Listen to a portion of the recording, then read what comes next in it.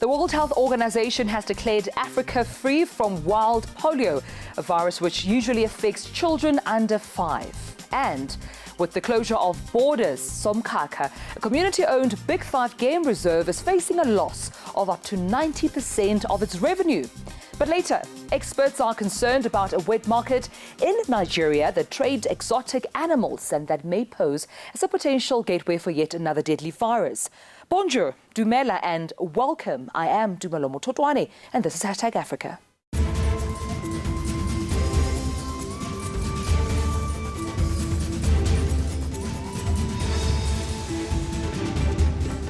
The World Health Organization has declared Africa free from wild polio. Nigeria is the last African country to be free from the virus, which accounted for more than half of all global cases less than a decade ago. Now, athlete Bemisola, who contracted the disease as a baby, welcomed the news as other children will not endure the same emotional pain that she suffered. Today, she's a successful athlete and model. But for years, Bemisola Ejigbagbe wore clothes that were too big to try and hide the way she walks, having contracted polio as a baby. I was trying to be a tomboy at the same time, trying to, mask up all my emotions that, whatever you say doesn't get to me and all that stuff. But at some point, you can only just hide from the whole world. But inside, in my corners, I would cry. On Tuesday, the World Health Organization was celebrating that all 47 countries of its African region are free of the endemic wild polio, a crippling viral disease that attacks the nervous system and can cause irreversible paralysis within hours. The declaration comes 4 years after the last case was recorded in Ejigbagbe's native Nigeria, and 32 years after the Global Polio Eradication Initiative, which is backed by the WHO, launched its campaign. At the time, polio was endemic in 125 countries worldwide and paralyzing nearly 1,000 children a day. Since then, vaccinations have drastically cut the number of cases, but a vaccine-derived strain of the disease continues to circulate in Africa. It can infect people where there is only partial vaccination and results in the same symptoms as the wild form. Mishbao Lawandidi contracted the virus at the age of 2 and is now the chairman of the Association of Polio Survivors. He urged continued vaccination to prevent the disease from resurfacing. It is only way that we are sure Nigeria will no longer have child with polio in our country. For Ejigbagbe, she's happy that other children will not have to go through the emotional pain that she suffered as a child. So this is me in the pool training. But the award-winning Lagos State swimmer and wheelchair basketball player says that for thousands living with the effects of the disease in Africa, it does not have to be a barrier. Polio is not a death sentence. I'm here, I'm standing, I'm here, sitting. So polio is not a death sentence. Anybody that is suffering from polio it's even a stepping stone for you. A bill in Somali is in line to legalize marriage for girls who have hit puberty, but women's rights activists are opposing the bill, saying that too many young girls are already forced into unions that can damage them physically and mentally. Hafsa Ali Osman was just 13 when she was married off by her father to a man who paid $100. She and her mother say she was beaten and raped for 2 years before they convinced him to divorce her. My husband would go out to search for some food, then he would return home empty-handed and beat me, demanding why I hadn't prepared lunch for him. But I had nothing to cook. There is no law mandating a minimum age for marriage in Somalia. A bill introduced in Parliament this month by a presidential ally caused a wave of criticism from lawmakers when they realised it would legalise marriage at puberty, which could be as early as 10 for some girls. Data from a government survey this year shows that nearly a third of girls are married before their 18th birthday, just under half of those before the age of 15. Many activists like Hodan Ali reject the bill. This bill, which will be applied in this country, which will affect the most vulnerable and the most poor, right? And the men and women who are passing this bill, rest assured, if anything happens, they will not be subjected to this bill, right?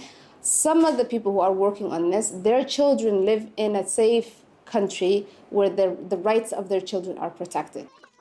Nadifa Hussain runs 3 camps in Mogadishu for families fleeing violence and abandoned child brides. Most of the women and girls here were married at 13, and perhaps by 20 they are divorced with 4 or 5 children. The man divorces her or beats her. He eats lunch in town and comes back with a full stomach. He wants supper, but the mother and kids are crying, hungry. They have no one to feed them. That's how the violence and beating begins. Political turmoil in Somalia means it's unclear when Parliament might vote on the bill. Deputy Speaker Abdi Weli Mudi, who presented the bill, did not return calls seeking comment, but told lawmakers it had been reviewed by clerics and, quote, this bill is the correct one based on Islam. Rosie Modene, Pan-African queer feminist, writer, activist and speaker, including award-winning author of Reclaiming the Soil. Well, she joined me earlier in the week to talk about her latest offering, A Black Girl's Struggle to Find Her African Self. Rosie Modene, thank you so much for your time and welcome to #Africa. Thank you very much. I want to talk about your book, and this is not obviously a recent book that you've written. The book is very interesting. It's named Reclaiming the Soil. And I think for me, that title says so much for any African, man or woman, because it resonates so much with who we are. But I would like to hear it from you as to why you picked that title. When I was, I suppose, going through my existentialist crisis in my 30s of trying to figure out who I am, being raised in a white Jewish home during apartheid, living most of my life in an identity crisis, I packed up my life in Joburg and moved to Phokeng, to where both of my parents were still alive and still living there. And basically trying to reclaim me and work on my relationship with them and find out, try and fill the gaps of growing up on the decisions that were made, where I was going to be raised by this family and all of these things. Was it difficult tapping into, that journey of reclaiming, yourself, your identity, but also living in a country or rather a continent where there's a certain idea of what being African looks like, what it sounds like, what it behaves like, and here you are coming from an absolutely different background as a Black woman? Difficult is an understatement, because there were so many things that I had to unlearn, not just about politics and tradition and culture, but unlearn things about myself. And when you go through this reclaiming, and I mean, I don't even know if you want to call it a journey or, as I said, existentialist crisis, is that you also have to face the reality of the wrongs that you've done and how you've wronged other people in your life. So facing that reality, how I see myself, how I see the color of my skin. I was a little girl growing up that used to pray to God, please can I wake up and be a white girl so I can be normal.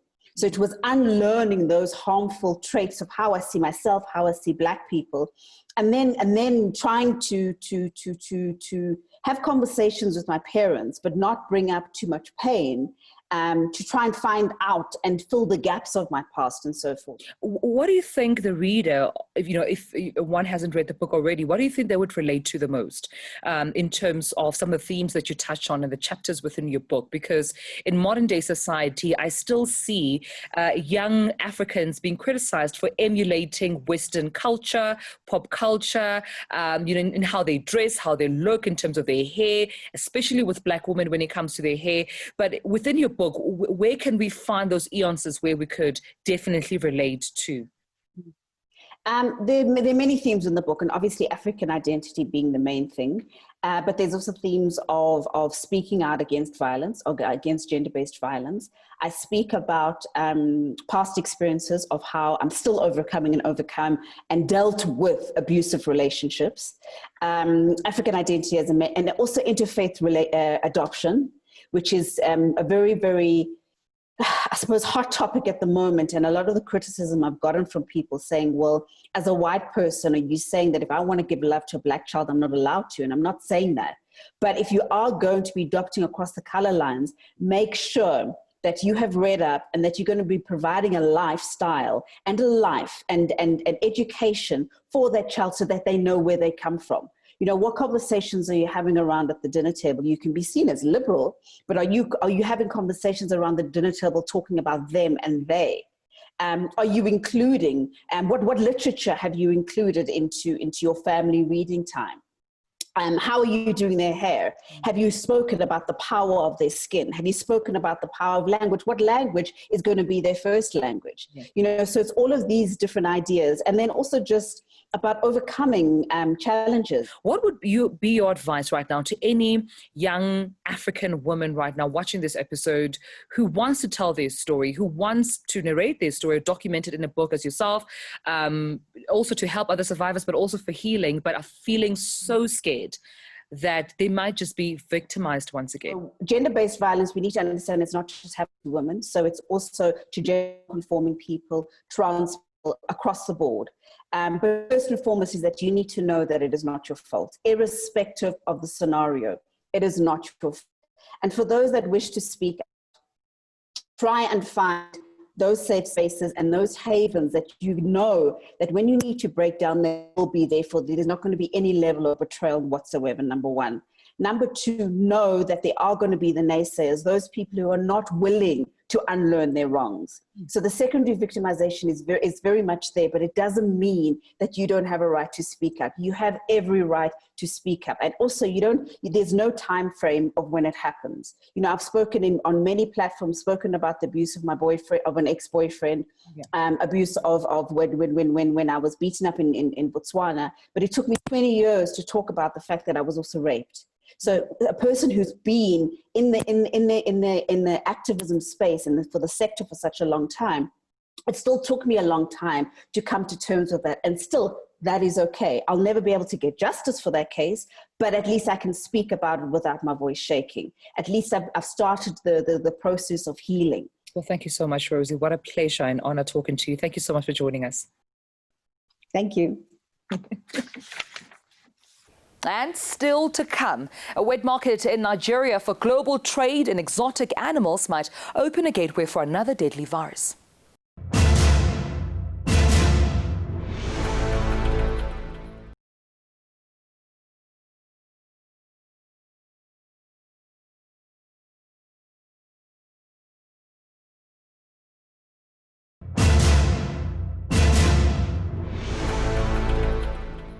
A team of an all-female ranger unit in Kenya is patrolling a conservation area that's near Kenya's Amboseli National Park. Meet the Lionesses, an elite all-female ranger unit who patrol a conservation area near Kenya's Amboseli National Park. The recruits are drawn from the Maasai community who live around the park. Purity Amleset Lakara is one of them. The living standard of our community has improved just because of their wildlife. So I decided to protect them for future generation and also for a better future. While on patrol a few weeks ago, they came across people slaughtering a giraffe, she says. The women who patrol unarmed captured the two men armed with bows and arrows and handed them over to rangers. Authorities said recently that due to the COVID-19 pandemic, the number of foreign tourists visiting Kenya was expected to drop by 80 to 90% in 2020 and 2021. Ranger Sharon Nakini says some are turning to poaching to get by. Since the corona started on the lockdown, there is bush meeting whereby people are idle, people are jobless, they don't have food, and they end up going to the forest, doing poaching. The women recently returned home after a 4-month stint in the bush, and the prestige of the role is certainly not lost on them. We are 8 clans in the community, and I was chosen in my clan. Of all my clan, I was chosen the one. So it was my best day ever. And I'll never forget that day. For being called, I win the race and I became the ranger. A wet market in Nigeria for global trade in exotic animals and bush meat is thriving, but experts at the University of Cambridge argue that such markets have potential to cause outbreaks similar like the novel coronavirus. Just a few months after Nigeria's Ebe fish market was under lockdown, Vendors at the Lagos site are back buying, selling and trading animals. Endangered pangolins, tortoises and snakes are among the wildlife sold here. Experts say COVID-19, which has killed around 1,000 people in Nigeria, jumped from animals to humans, possibly at a wet market in China. But few in Ekpe are worried. Kunle Yusuf says he's been selling wildlife for 10 years. Because of the coronavirus, it's not inside the meat. But experts like University of Cambridge virologist Olivia Restif argued that there needs to be more education around hygiene and the safety of the wildlife trade. We're very concerned with the risk that it poses. But when it comes to what should be done about it, we are very cautious because we are very aware that those markets, and in general, the trade of animals and meat products, are very important socially and economically and often culturally. Chinedu Mobo is the founder of Greenfinger's Wildlife Conservation Initiative. He's at Ekpe Market to give some animals a new lease of life by either bringing them to the sanctuary or releasing them back into the wild. I believe they would appreciate them more, getting close to see them, coming up close to them to see them. I imagine going to parks, in other countries, and this is what people do. After about an hour of haggling, he bought just one pangolin, giving it a second chance at Greenfingers. Now, with the closure of borders, Somkhakha, a community-owned Big Five game reserve, is facing a loss of up to 90% of its revenue.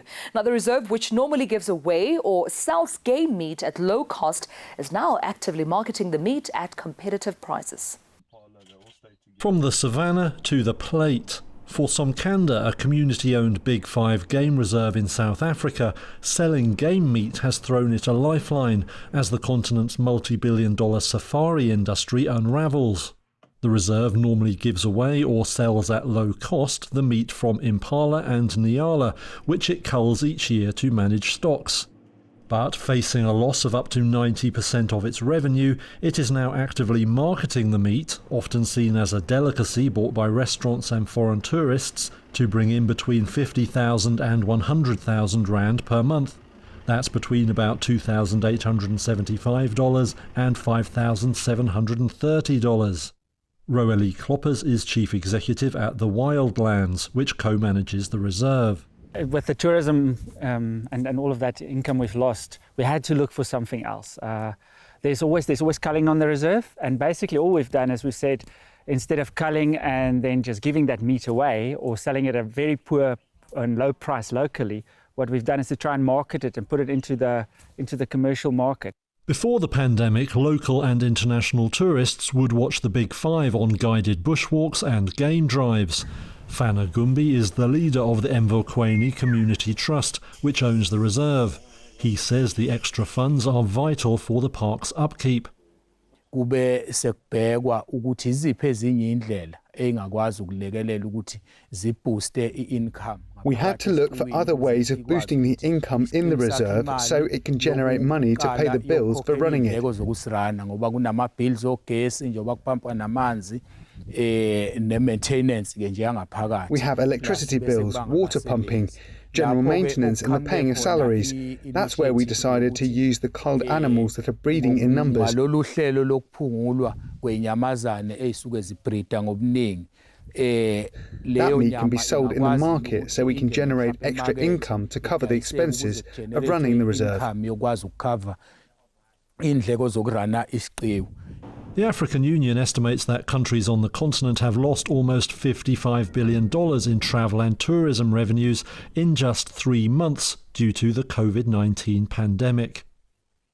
And after the break, a Zimbabwean comedian is tickling a growing audience with possible retribution from the government.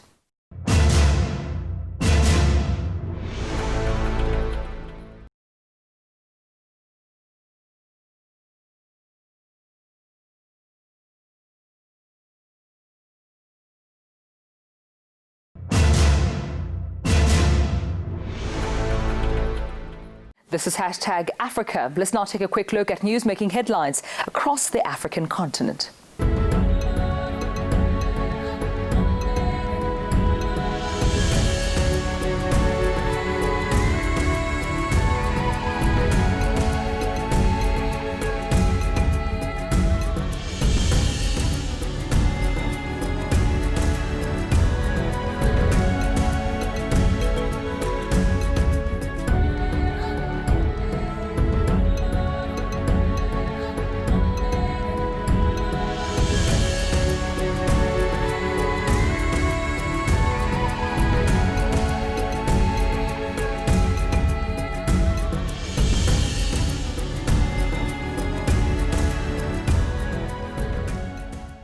With over 23,000 subscribers on YouTube, a Zimbabwean comedian is tickling a growing audience despite fears of possible retribution from President Emmerson Mnangagwa's government.